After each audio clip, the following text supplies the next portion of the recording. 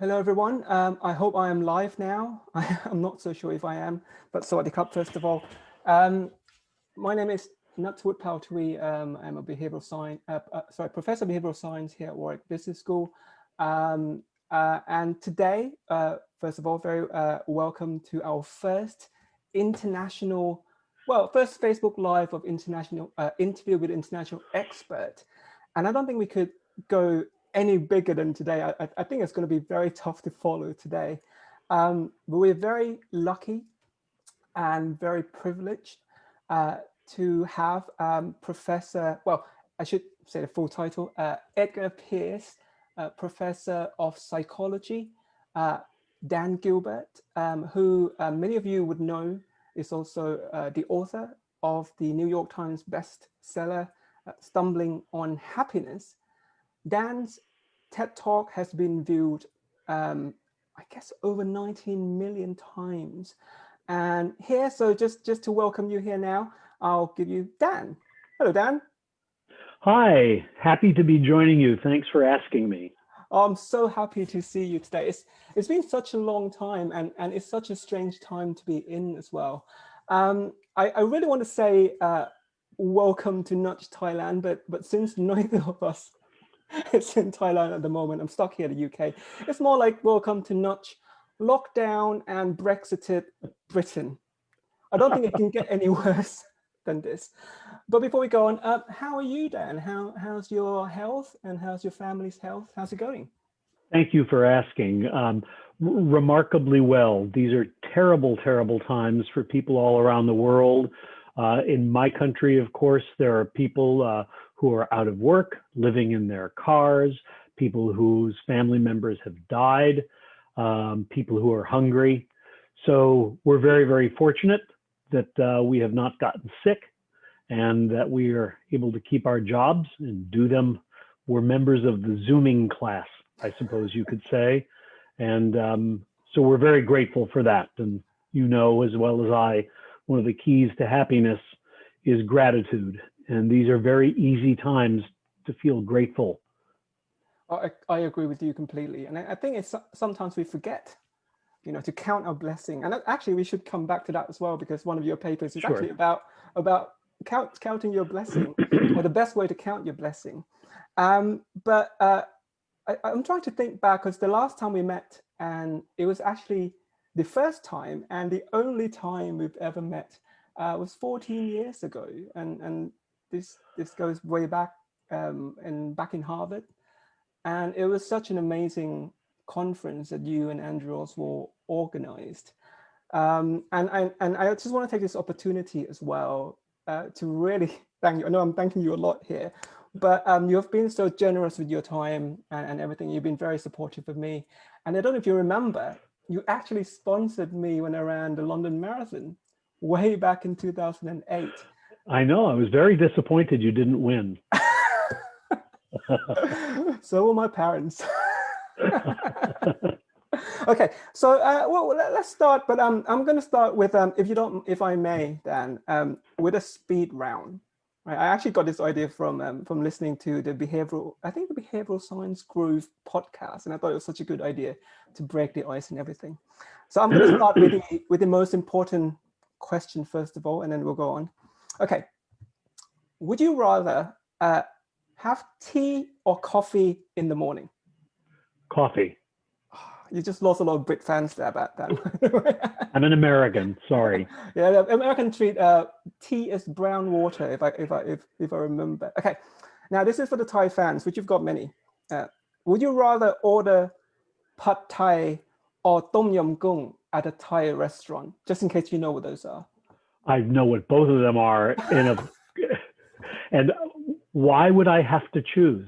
Oh, actually, or you might have your own favorite dish. Do you have a Thai restaurant in there? I'm a big fan of kaprao. Oh, you know what? That's actually the national dish. I should have put because that I love very spicy Thai peppers and fish sauce. Yes. It's actually one of the most, I should have put it that, actually one of the most popular dishes in Thailand. So grapao mu, which is the pork one. Okay, Thank you very much for that. Okay. Would you rather meet your favorite author or favorite musician? Oh, favorite musician. Oh, interesting. Okay, the next question. I don't think there is a right answer to this. Would you rather spend an afternoon with Donald Trump or Boris Johnson? Pad Thai. Good answer. Okay, just another question. Would you rather hold a dinner party with a group of economists or psychologists? Oh my. Economists, because Oh. I already know what the psychologists think. That's great. Okay, and the last question, would you rather trust your own instinct or other people's experience? Well, if it has to do with the future, I will usually trust other people's experience. I'm glad you answered like that way, because it leads on to the first proper question about your research, really. So as an economist, as you know, I'm an economist with Secret Love for Psychology. I've always been told that we know what we want. You know, especially economists, we are rational. We can see into the future even, and then we have all the information we need, and not just about economists as well. I guess you know, a normal layperson, we have this instinct or this kind of belief, kind of born within us, that we know what we want. But in fact, your research has kind of toppled that idea on its head. And I'd like to open with that. If you could tell us about, you know, what exactly do we know what makes us happy? Well, you know, of course, we do know what we want in the sense that we know our urges and our desires. They're present, and we are, by definition, right when we say, I'm hungry, I'm tired, I want a new car. What we are wrong about, demonstrably wrong about, is that these things will bring us the happiness that we expect. The reason we want them is that we imagine that when we get them, our fulfilled desires will make us happy. And by the way, I should pause and say, you know, psychologists talk about happiness, economists talk about utility. We're talking about exactly the same thing. So I'll stick with the psychology word, but you could substitute utility in any of the sentences that I utter. We think we can predict the utility that will accrue to us from the various outcomes that are before us. And as experiments have now shown for 30 years, we're pretty bad at this. Most importantly, we're not just randomly bad. We're not just off. Like if you were trying to predict the stock market, sometimes you're high, sometimes you're low. Of course, you're never exactly right. We are systematically wrong. We are wrong in ways that we've now come to deeply understand. I mean, that's great. And of course, it still takes economists a while to come to terms with that. I mean, I know many of my colleagues still wouldn't agree with that. And when they talk about happiness, and that was quite interesting that you talk about utility and happiness as well, because economists still argue that it's not the same thing. You know, well, I mean, what's your view about that? I think they're wrong. And I mean, I've spent time researching just the origin of the term utility in economics. And, you know, economists often don't realize that you are in a very unusual period in the history of your discipline. That right now, some economists say, I'm very interested in psychology. Many of them say, I'm not at all interested in psychology. I don't agree with its methods, but this is a very unusual thing in economics. For most of the history of economics and psychology were, you know, two people speaking the same language with different accents.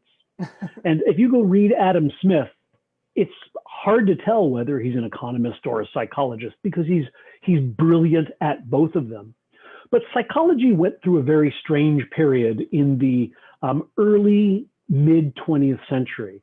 We threw out the mind. We decided we can't trust anything but observable data. We can't talk about feelings. We can't talk about what people think or what people want. We can only talk about what people do or what rats and pigeons do.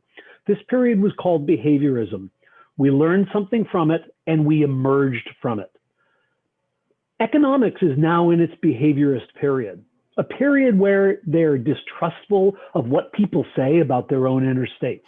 Many economists, if you say, I asked people how happy they were, they go, oh, don't ask people questions about how they feel. You have to just watch what they do, see what they buy. Well, for us psychologists, that's a crazy, crazy idea. That's a behaviorist idea. And so we're waiting for economics to emerge from its behaviorist period. And I think that's happening now because of economists like you who take seriously what people say about what's going on inside them. By the way, it's very funny to me when my economics colleagues say, you can't trust what people tell you. And I ask, what would you say if your wife said, I don't love you anymore? What would you do if your child said, I feel sick? Do you just look at them and say, I don't believe you're sick until I see you throw up? Well, I mean, of course not. Yeah, I love this quote as well, just to add to that. And I think it was Andrew who used this slide before, and he used it several times. And that is, if molecules could talk, would physicists refuse to listen?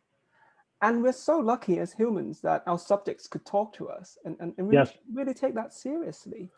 Yes, okay, it doesn't mean we should trust what they say.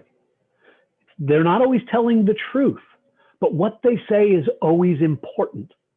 And the scientist's job is to figure out how. I think that's very important, and hopefully we'll come back to about the measurement in a minute. But let's go back to what you said earlier about how humans make systematic mistakes when predicting our own emotional reactions in the future. So to go back to your world famous book, Stumbling on Happiness, and I love it, and I actually teach. I devote an entire 2 hours on that on my well-being class. Thank you. There are 3 principles, and hopefully you could talk a little bit about each that you talk about in your book, and that is realism, presentism, and rationalization, which kind of explain how we make that systematic mistake. Could you kind of tell us a little bit about each of these principles? Sure. I mean, I could. I think maybe the easier way to explain why we make systematic errors is this. The human mind is the most complicated machine on Earth, and it does not come with an owner's manual. We have to figure out how it works as we use it. And by the time you're my age, you've figured out a little bit, but most of it is still a mystery. The reason people make mistakes when predicting what will make them happy is they don't perfectly understand how the human mind works. Psychologists understand quite a lot about how the human mind works. And it's the gap between how it works and in most people's everyday understanding that creates errors. I can give you an example. One of the things psychologists know about emotion is that emotion is a system that's designed to get you to act quickly, right? I mean, you see a tiger and you're supposed to feel fear and jump and run. That's why nature built this system into the brain. One of the important things about a system like this is it must return to baseline, right? Like a compass that is guiding you when you're taking a journey has to eventually return to baseline. It can't always be stuck on north. It's not very useful. So the emotions are only useful to the extent that we feel them and then they go away. They're like a wave that comes and then recedes. Now that seems, you nod, you think, that sounds very reasonable. But it turns out that one of the biggest errors people make when predicting their emotional responses in the future is not realizing how quickly those emotional responses will diminish. So if you ask somebody, how would you feel if you lost your job, lost your leg, lost your eyesight, lost your girlfriend? They correctly say, oh my gosh, I'd feel terrible. That's true. But if you say, how would you feel a year later? Their answer is maybe a little better, but still pretty awful. That's not true. It turns out that people adapt, particularly to negative events, far more quickly than they realize. So we have studied events from romantic breakups to election losses. Other scientists have studied a great number of them. And what you see in almost every case is that people say they will be experiencing an emotion for a very long time, and they are stunned to find that in a very short time, they've completely adapted to the loss. So this is one of the ways, I hope I'm answering your question. This is one of the ways we make systematic errors when we predict what will make us happy. We don't understand a basic fact about emotion, which is it goes away.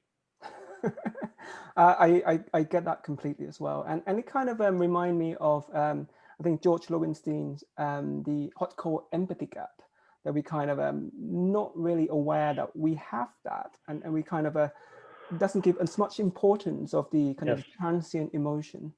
Yeah, the empathy gap has a lot to do with another principle that you mentioned called presentism. The empathy gap really exists when you're in one state and can't really imagine being in another.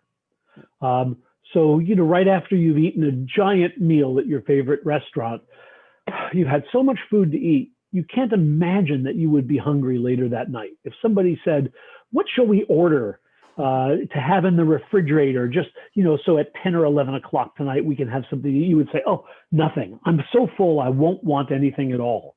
But of course, a few hours later, you're all ready to eat again. Well, that's a metaphor for our everyday lives. All of the situations that we're in, it's very hard for us to imagine being in different ones. It's very hard for us to imagine being different people than we are today. We once did a study on something we came to call the end of history illusion. We asked 18-year-olds to predict how much they would change in the next 10 years. And then we asked 28-year-olds how much they had changed in the last 10 years. And as you might expect, 18-year-olds expect that they will change very little, but 28-year-olds say they have changed very much. What was interesting about the study is we did it with every age group up to the age of 70, and the effect persists. 50-year-olds say, I'm not going to change now. No, I've changed a lot in the past, but I'll pretty much be the same guy I am 10 years from now. And 60-year-olds say, wow, have I changed since I was 50? So we just don't realize that the person we are today is a work in progress who is constantly going to be changing. We think we seem to think that history is a stream of events that delivered us to this moment, and now we're here to stay. I'm Dan. I'm the Dan I will always be. I will probably get more wrinkled and fatter, but I will still be me. And I mean, I love the end of history illusion, and I'm glad you brought it up as well. Actually, it's on one of my lists to talk to you about. I don't know, there is a related study. I don't think this study was done by you, but do correct me if I'm wrong. And it's the kids these days effect, where you ask people, you think, oh my goodness, why are kids these days are like this? And for some reason, they couldn't imagine them at that age. I mean, is that related at all? I don't know if you know this bias. Yes, it is related. That study isn't mine. It was done by my dear friend, Jonathan Schooler, and I love that study. Yes, of course it's related. We're stuck in time. Even though we're moving through time and experiencing dramatic changes as we move through time, our minds are stuck in a moment. I mean, if somebody asked me, look, you've studied this for 30 years. There's all sorts of details. You could write papers about it. You could write a book about it. In fact, you did. What's the one single problem that the human mind has? I would say the human mind does not conceptualize time properly. We just can't imagine in time. When we use our imagination, it's almost like we imagine photographs.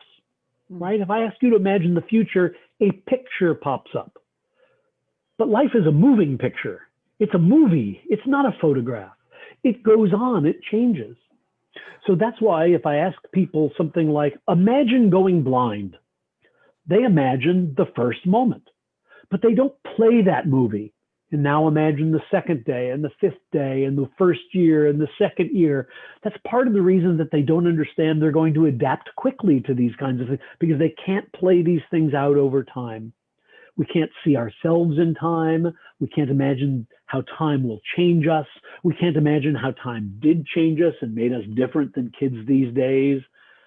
Time is a very tricky thing for physicists, and it's turned out to be a very tricky thing for the human mind as well. One thing that I've always been interested in is adaptation, as you know, as an economist, Yes. and Andrew as well, and many other economists. We had this assumption, and I think it's changing now, that people just don't adapt. And of course, in the psychologists, the early days also have this set point theory where, you know, nothing is permanent. If your happiness kind of deviate, it will just bounce back, and it's just there. Of course, now we have evidence that with longitudinal evidence that people do kind of, you know, you adapt completely to some, you don't adapt completely to others. And I just want to mention that I love, and I'll come back to Tim as well, because it wouldn't be, it wouldn't be right not to mention Tim at all, because when I think of you, I always would think of Tim as well. It's almost like thinking of, you know, Amos and Danny together. I hold you both in that kind of esteem. I just want to know, because I love your explanation of why people adapt, and I wonder whether you could share with us, with the audience, of, you know, when we encounter, whether it's good things or bad things, what explains why we adapt to stuff. Yes, well, I mean, it's so funny when economists say, or used to say, I'm not sure people adapt. We just, it's one of the most basic principles of behavior, not just of human beings, but of every organism. You can take the simplest organisms, like there's an organism called aplasia. Aplasia is a sea slug that has something like 2,000 neurons. I mean, it's the simplest organism. It adapts. If you squirt its gill, it will react. If you keep doing it, it stops. I mean, a mouse, if you go, boo, it will jump in its cage. If you keep doing that, eventually it goes to sleep. All of these are examples of adaptation. So adaptation is one of the single most well-established principles in biology and psychology. For anybody to say, I'm not sure people adapt, means you either are a member of a very strange intellectual religion, or you have not observed any actual creatures on Earth. Of course, people adapt. What's astonishing is they adapt to almost everything, and they adapt even more quickly than they realize. How does adaptation happen? Well, it depends on what kind of adaptation we're talking about. You know, your eye adapts to light. You walk into a bright room after you've been in the dark, and it seems very, very bright, and then your eye starts to adapt to the light, and suddenly it doesn't hurt your eyes so much. That kind of adaptation is not the kind that economists and psychologists are interested in. We're interested usually in emotional adaptation. What is it that makes us stop responding emotionally to a stimulus? For human beings, that usually involves making sense of things. If we find ourselves in a new future that puzzles us, we are feeling strong emotions about it. But as we start to make sense of it, those emotions fade. I can give you an example. I wake up in the morning and there's a note on the desk from my wife, and it says, I'm leaving you. I've never really loved you. Our marriage is over. By the way, this has never happened. But if that happens, how do I feel? I'm devastated. I don't understand what happened. I thought we were so happy together. We have grandchildren. What are we going to tell them? Okay. As time goes by, what's going to happen? I'm going to call my friend Nick and say, Nick, you won't believe what happened to me. We're going to talk, and you're going to say nice things like, Dan, she never really understood you. You're much too funny for her. You know, she never got your sense of humor, and you didn't have that much in common anyway. And I'm going to go, yeah, you're right. And then I'm going to call my friend Tim, and he's going to say, she was never really a person who could stick to something and make a commitment, always a little flighty. And through these conversations and through my own imagination, I'm going to come to understand the situation. I'm going to decide she was not a person of great character, or she has experienced some form of mental illness, or a million other possibilities.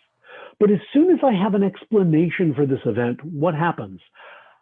I start to feel better about it because my emotional reactions, emotion reacts to uncertainty.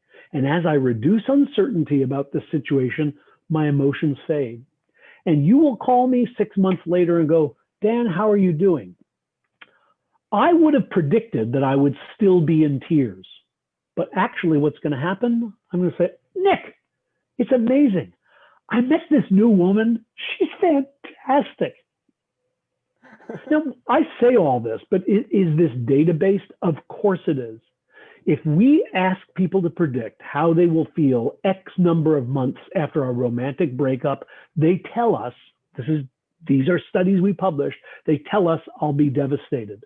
But if you examine people who are 6 months post-breakup, on average, they're perfectly fine. In fact, often they're happier. Mm. Mm. Yeah, so I hope this is a little bit of an answer to your question. I'm sorry, we've wandered away. No, how does adaptation work?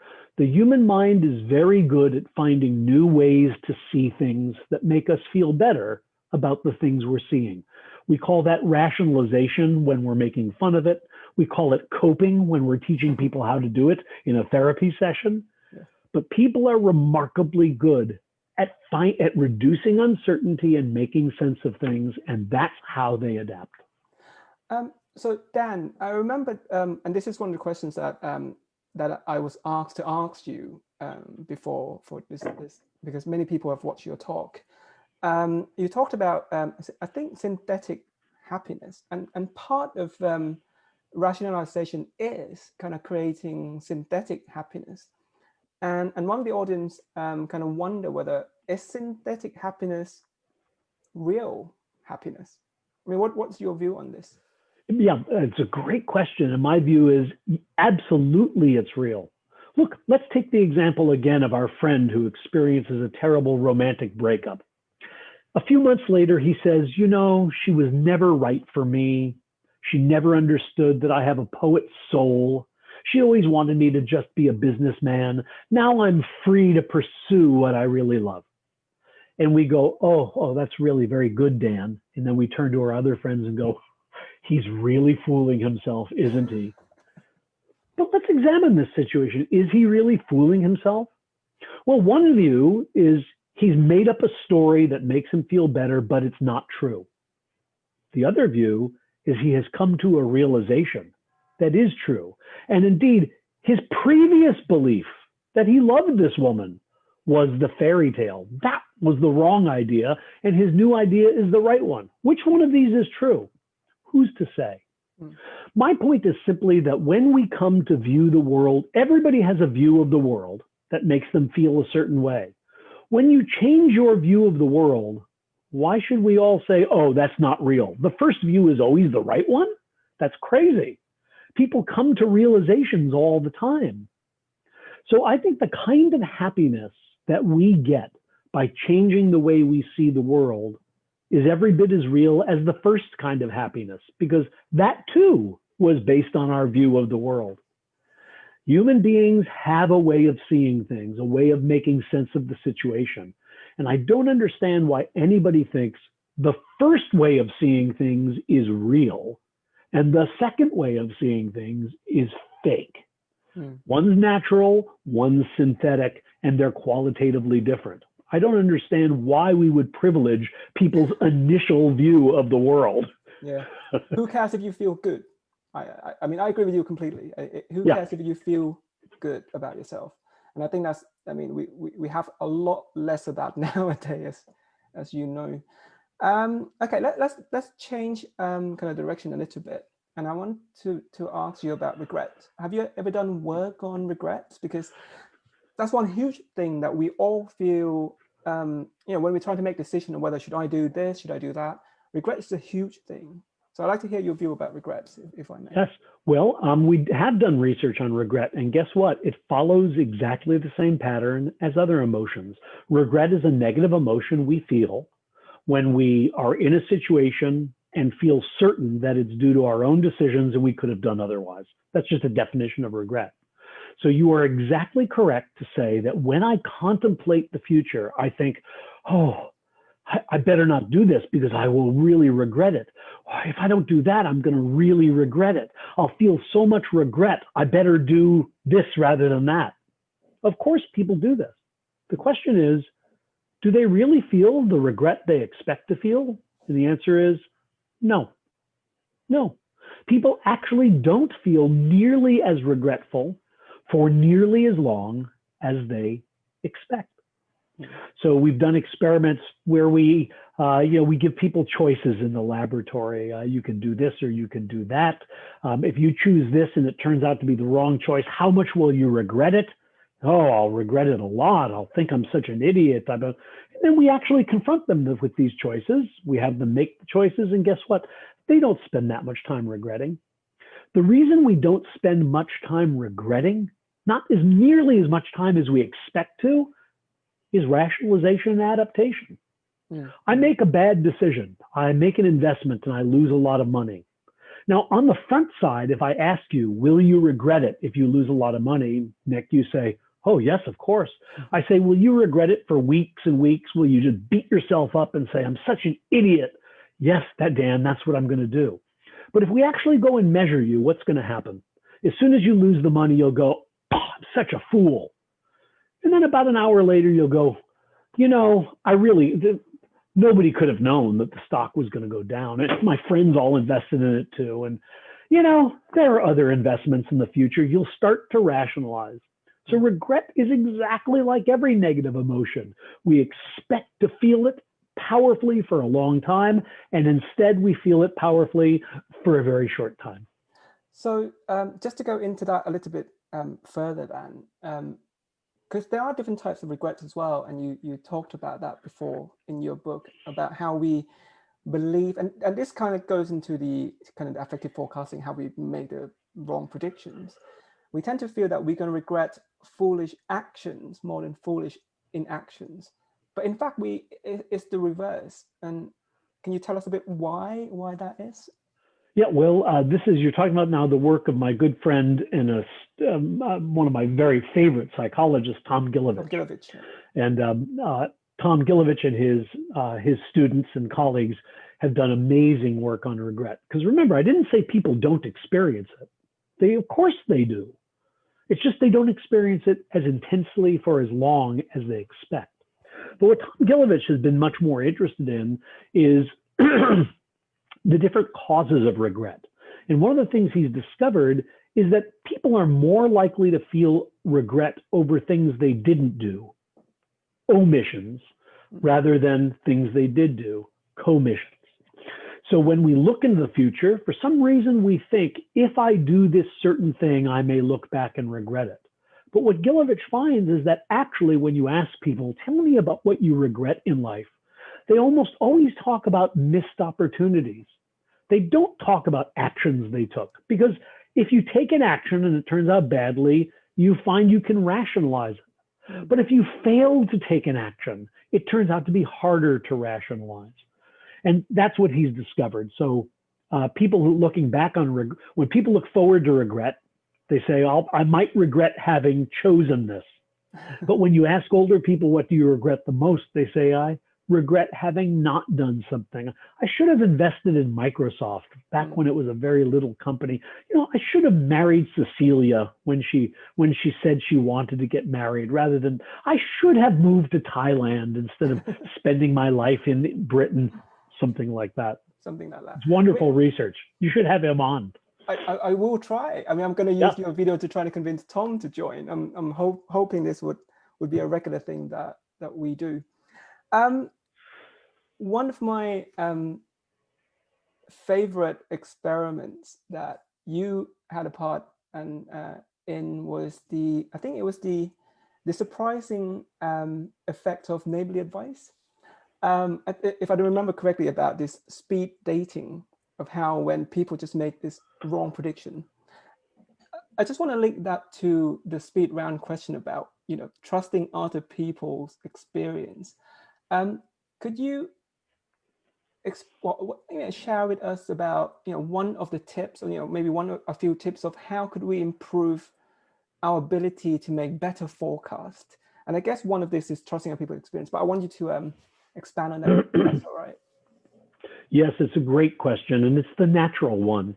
If you spend 20 years publishing research showing that when people try to imagine the future, they make mistakes, the natural question is, okay, well, what should we do? I mean, we have to make decisions. We have to make decisions based on some information about the future. If I have to choose between A and B, I have to predict which one will make me happier. So Professor Gilbert, you've shown that people make errors. Okay, what can they do better? It turns out there is a way to make much better predictions about the future. A, it's very effective, and B, people hate using it. What is this technique? The technique is, instead of using your own imagination to imagine the future, just consult people who are already there. What do you mean consult people who are already in the future? Virtually any future you are imagining is a situation that other people have already experienced, right? Most of the things that you're contemplating are things that other human beings have already done. If you're imagining moving to New Zealand, lots of people live in New Zealand and have moved there. Very few of the things you are looking forward to in the future are so unique to you that other people couldn't be a source of information. It turns out that other human beings who are actually experiencing a situation can tell you more about how happy it will make you than your own imagination can. And yet, if you give people that, you say to somebody, I'm going to send you on a vacation, and I'm going to send you to one of two destinations. One is a mountains and lakes. The other is ocean and beach. Now, which one do you want to go to? I'm going to give you some information. Either I'm going to tell you the location of these places and show you a brochure about the resorts at each place. And then you can look at those and imagine what it would be like and make a decision. Or I won't tell you anything about where these places are, but I will tell you how much one randomly selected traveler liked them. If you ask people that question, they say, are you crazy? Give me the brochure. Of course, I want to know for myself and make my own prediction. But what our experiments show is that you are almost twice as accurate if you simply rely on the report of somebody else who has already been there. Even one randomly selected individual can lead you to make more accurate predictions than your own imagination. So that to me is a very remarkable finding. But people don't like to rely on other people's reports. Why? They think they're unique. If I said, I'll give you this report from a randomly selected stranger, well, not you, Nick, because you're an economist and you know the research literature, but most people would say, what if this traveler is nothing like me? I love Thai food. Maybe he doesn't. I mean, I like to lay in the sun. Maybe he likes to be under an umbrella. How do I know he's like me? The answer is you don't. He's probably not exactly like you. But the error introduced into your prediction by the fact that this person isn't like you is smaller than the error introduced into prediction by the fact that your imagination doesn't work very well. So I'm not saying that this technique gives you perfectly accurate predictions. I'm saying it gives you more accurate predictions than your own imagination. It's like Winston Churchill's wonderful, he was asked about democracy, and he said, democracy is the worst form of government, except for all the others. Well, this way of making predictions, relying on other people's reports, is a terrible way to make predictions, except for the other way of making predictions. Completely true. The thing is, I have so many questions I want to ask you, but I can see that a lot of people of the audience have already have posed lots of questions to you. So I'm just going to ask you one last question before we turn to the audience. Sure. All right. And this is a personal one as well, actually, and maybe personal to you. Because, we know that, you've worked a lot with many people, but of course, Timothy Wilson is one of the, one of your close friends and the guys you work with the most. How did that partnership come about? I mean, it's a great question because it's very unusual, it turns out, in science. Usually scientists go it alone. I mean, they have collaborators on different papers, but they're constantly mingling among different sets of collaborators. In the early 1990s, I just happened to meet this guy named Tim Wilson. And we had a great conversation, and we talked some more. And we said, like many people do, hey, maybe we should do a study together. And I had been thinking about whether people could make good predictions about what would make them happy. I assumed we must know the answer to this. And I looked in the literature and there was no answer. I said, Tim, what if we just did one little experiment just to see? And that was in 1992. And it was over 100 papers ago. Wow. It was, decades and decades ago. And virtually every single paper that the two of us have published since then, we published together. So in a sense, I found my lifelong intellectual partner. I love working with Tim. He's absolutely brilliant. He's the nicest guy in the world. And he does everything well that I do badly. So I think we compensate for each other's shortcomings perfectly. We love working together. And I have to say that looking back now as an old man on my life in science, I don't understand how all of you live your whole lives single. I've been intellectually married for my entire career, which means that I have this partner who shares all of my joys and all of my sorrows. And when something gets published, we celebrate together. And when something doesn't get published, we make fun of reviewers together. And, everything good or bad that happens in our work life is shared. And this is a beautiful thing in human relations. Most of us want to get married or at least find a long-term romantic partner. Why are we not looking for long-term intellectual partners? Anyway, it was a complete accident, like most things, that I stumbled on Tim Wilson, but it was certainly intellectually the best thing that ever happened to me. And I hope he will continue working with me until one of us dies.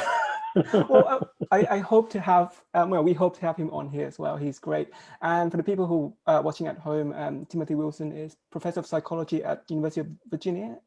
Is that right? Yeah. Yes, indeed. And I love his books. I also read his book, Strangers to Ourselves. And yes, that's a great book. We do almost all of our research together, but then we go off and write books without each other.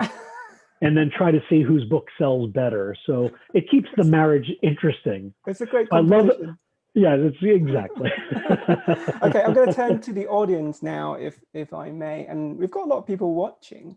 So okay, one of the INSUC asked, can rationalization lead to unhappiness as well, or is it only a defense mechanism of sort for people to make themselves feel good?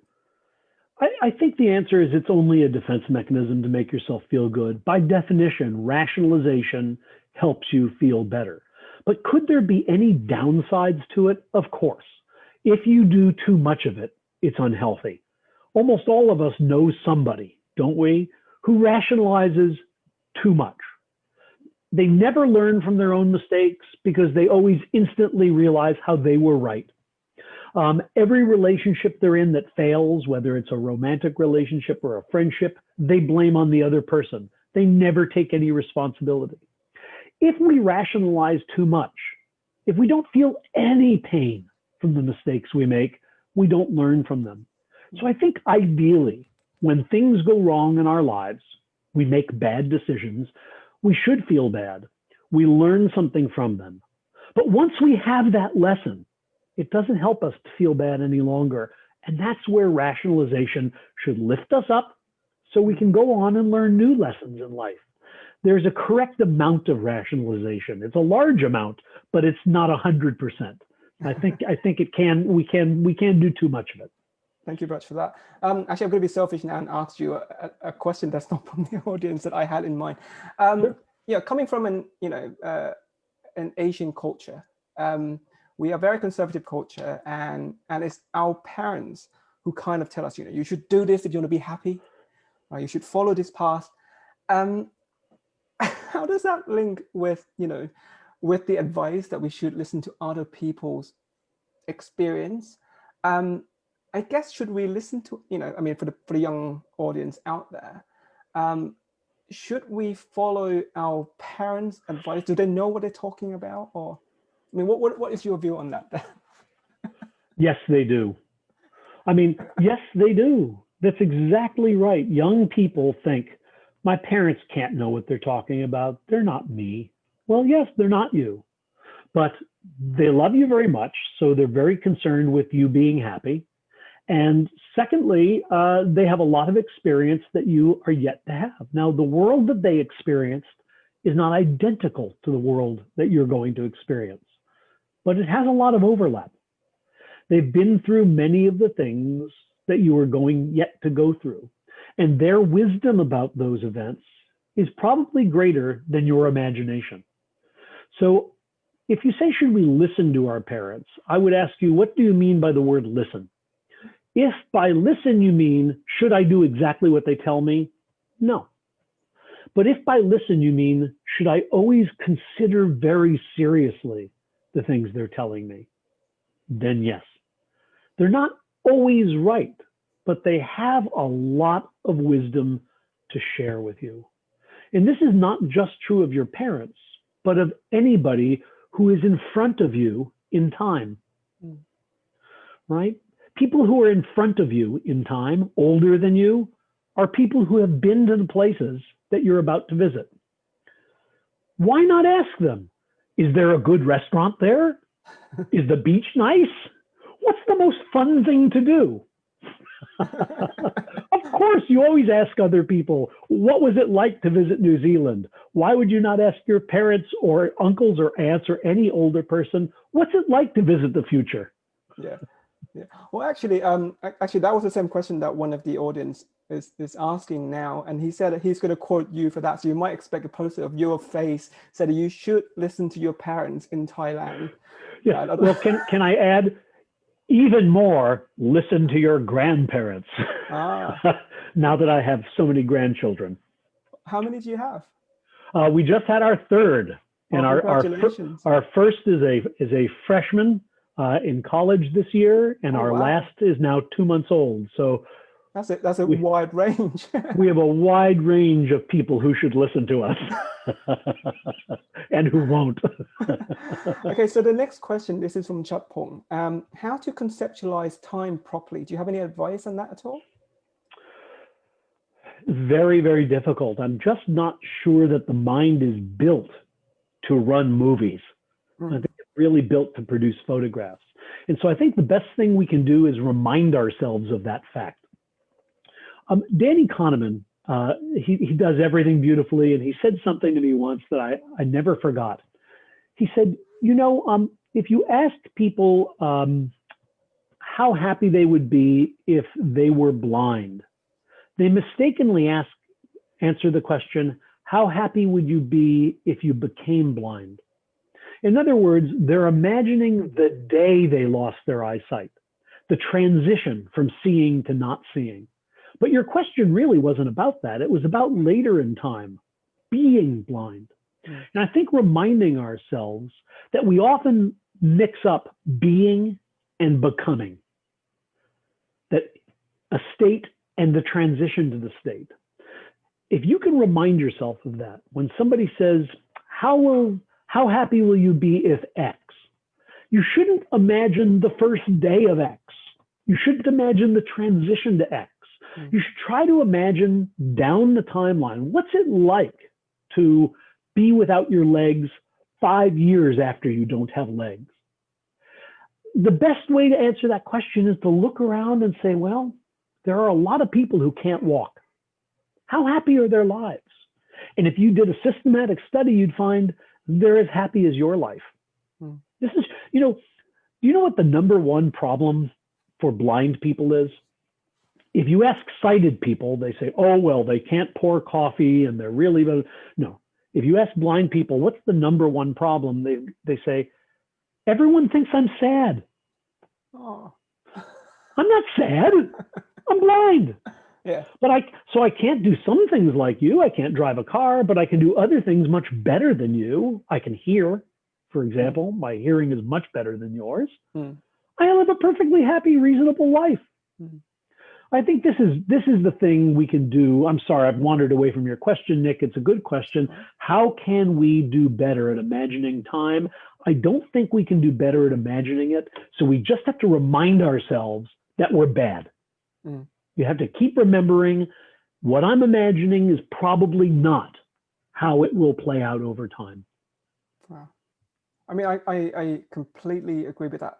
Do you think there is a role now, and because we're talking about, when economists started to get on this bandwagon of behavioralism, as you call it, and trying to understand happiness and well-being, are there roles for, let's say, private sectors and public sector to take your lessons and plan things better, and whether it's to do with time, whether to do with prediction, and help, is there scope for that in your view?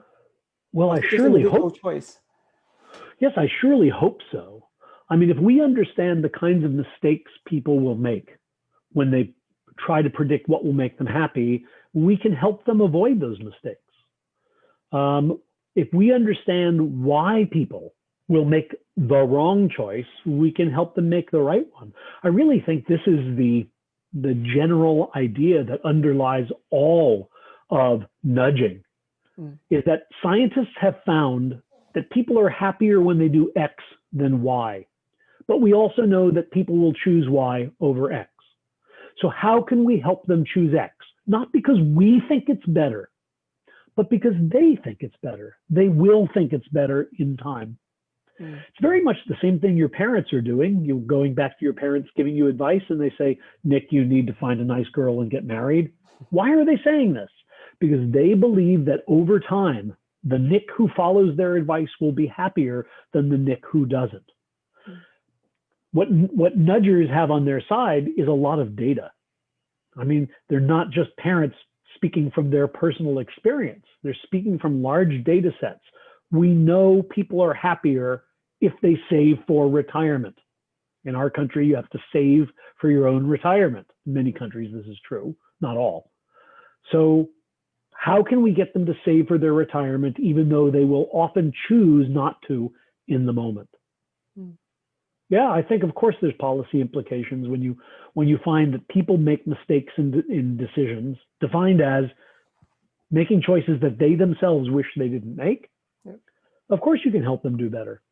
And honestly, I think we should have more, especially in Thailand, as I mentioned to you in the beginning, that the field is still at its infancy. We have only a handful of people who are just kind of encountering this for the first time, and they really should go and study with you.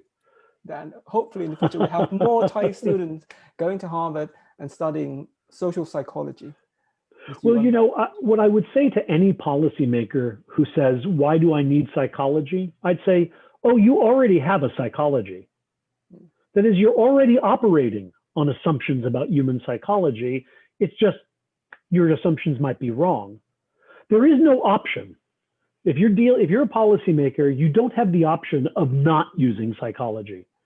You're dealing with human beings. Of course you're using psychology. The only question is, do you want to use scientific, real psychology, or just the one you made up along the way? Not using psychology is not on the table as an option. That's not possible. Agree. Yeah. Okay. I'm conscious of the time. Two more questions, if I may, from the audience. So this is from Ganok One. Do you have any advice on how to deal with the hoarder who can't really rationalize, but only just emotional? I guess it's a very specific question here.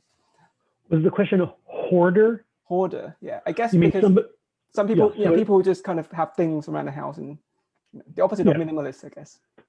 Well, sometimes we will use that word to describe people who are messy and keep a lot of things in their basement when they shouldn't. Yeah. But in psychology, hoarding is actually a known pathology. So I would say to this person, do you really mean a hoarder? I mean, somebody who's pathologically hoarding objects? I think that's what she meant. Yeah. Then the advice is you must consult a professional. This is like saying, I have a lump here. What do you think I should do about it? There's only one answer. Go to your doctor. Okay, yeah. And, we know a lot about hoarding. We know a lot about how to treat it, how to deal with it. I'm not an expert in this. As with any problem having to do with the mind or the emotions, there are experts whose job it is to help you. For some reason, we think if our bodies fail, we should ask a doctor. If our hearts or our minds fail, we should deal with it ourselves. Just not true. So my advice to this person is, please find a good therapist who can help you find a specialist in this particular disorder. I agree. And the final question, actually from one of my other PhD students at Warwick Business School from Indiana, what implications does your research have on tempering our expectations from major life choices and changes? So for example, should we diminish our expectations from these life goals and changes so that we could be potentially not be disappointed if they don't kind of materialize? Well, I think the implications are this. We look into the future and we say, the good thing will be this good and the bad thing will be this bad. And in reality, the good thing is better, but not that much. It's a little better than the bad thing. And so what I have learned from all of this research is that when I look into the future and think, it would be so good if this happened, I remind myself, I'll probably adapt to it pretty quickly. It'll be good. It's not amazing. It's not going to change my life. That's a little disappointing. But I'm also armed with the sure and certain knowledge that if things don't go the way I want, if I don't get what I'm aiming for, I'll probably be just fine. So before I started doing this research, if my wife and I were shopping for a new house, we would look at two of them and go, which one is right? I don't know. I mean, this one is bigger, but this one is closer. We would agonize because we felt certain if we make the wrong choice, we will be destined to a life of unhappiness. Now, I would flip a coin because I know it doesn't matter. They're both nice. And whichever one I choose, within 5 years, I will be convinced it was the better choice. So this makes me kind of brave in my decision making because I know that the bad things won't really be that bad, that it will be pretty easy to rationalize any negative outcomes. When I look forward in life, I no longer see options that are here and here. I just see lots of options that are all fairly close together. Probably within a very wide range of human events, I'm going to stay about where I am. Most external events will not affect us that much for that long. For me, this is a kind of, I don't know, it feels like a wonderful thing to travel through life with that knowledge. I think that's a great advice. Just as long as you don't walk with your wife and see a woman and say, I could have married her and I would be just as happy. No, because then I would be dead. Well, thank you so much, Dan, for your time. I mean, My it's pleasure. amazing to see you. And I hope that, I guess, is this the first interview you've done for the Thai kind of audience, or have you done? Absolutely. No, it's the very first, and I'm excited to appear before you. I appreciate you all staying up so late at night to see me so early in my morning. And Nick, I hope you will bring me and other friends to Thailand so we can see your beautiful country, enjoy each other's company. I mean, you have a lot of fans here. I'm sure you're going to have a lot of new fans here as well. And I can see people kind of jotting down and noting, yes, Dan's willing to come to Thailand. We're going to get you there at some point, definitely. So thank you very much, everyone, for staying up so late to watch us. Hopefully we can deliver you more of this interviews to you. But for tonight, thank you and good night. Thank you so much, Dan, and I'll see you everyone later. Bye. Bye.